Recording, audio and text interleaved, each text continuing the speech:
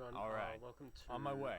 Devlog number 10 for Alright. Dungeoneers by Sowl Games. Alright. Today I just want to quickly show you guys the status Okay.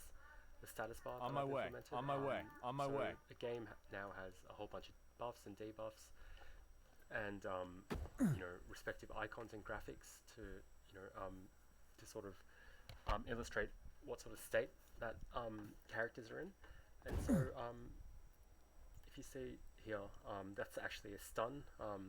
This guy's stunned while that for 3 seconds. This guy's attack stuns our character for 3 seconds. As you can see, there's also that that sort of indicator to show you On my way. You got it. Okay. You got it. Show you how long the stun goes for. That's 3 seconds. Alright. As soon as Great. it's done, I got to obviously time that. Okay. Those stars a bit better. On my way. Alright. Yeah. Got so once it's like a cooldown, isn't it? Like in the an ability cooldown. Like as soon as it's gone. Alright. Okay. On my way. Free to move again. Great. There's a whole bunch of other buffs On my way. and debuffs. You got it. So if you look Great. at Thunderstorm, as soon as we cast it, we're given we've got the discharge. Alright. On my way. I think I've demonstrated this ability before. Okay.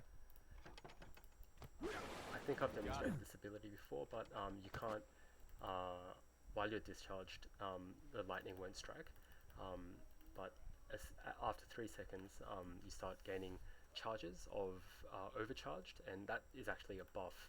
It's just that we've got an enemy right beside us, and so it's just striking him immediately. So it's not giving our character any sort of opportunity to gain charges, and each charge of overcharge gives him 20% spell power. So yeah, and there's a maximum.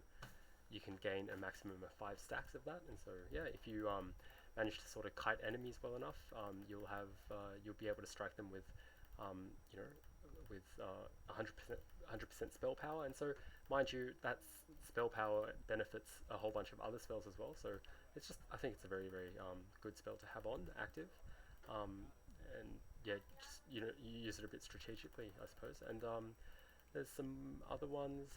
Corruption number 4. I'm about to use it on this guy.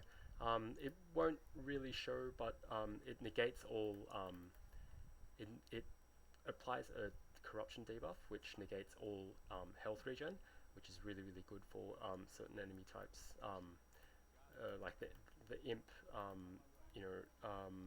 As he comes out of the spawner after each round, imps gain 1% HP regen, and so after a couple of rounds, they're unless you have a lot of gear and whatnot, they're very difficult to kill, and so you'll need that debuff.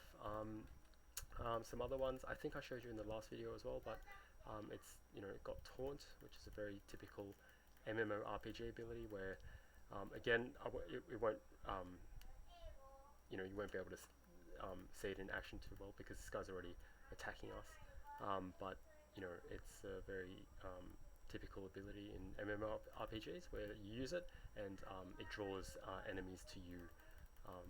So if they're attacking your healer or something, you taunt them, and then the enemies will be drawn to you rather than them.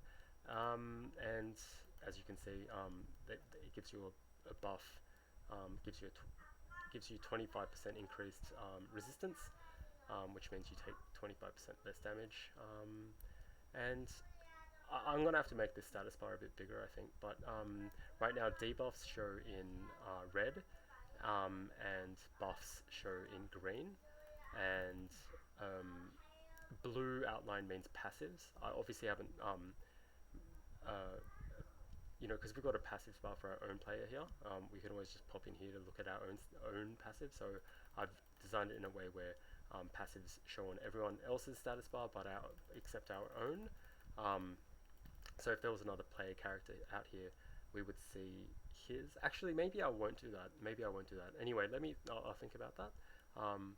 But yeah, nevertheless, that is the status sort of buff and debuff system. And I think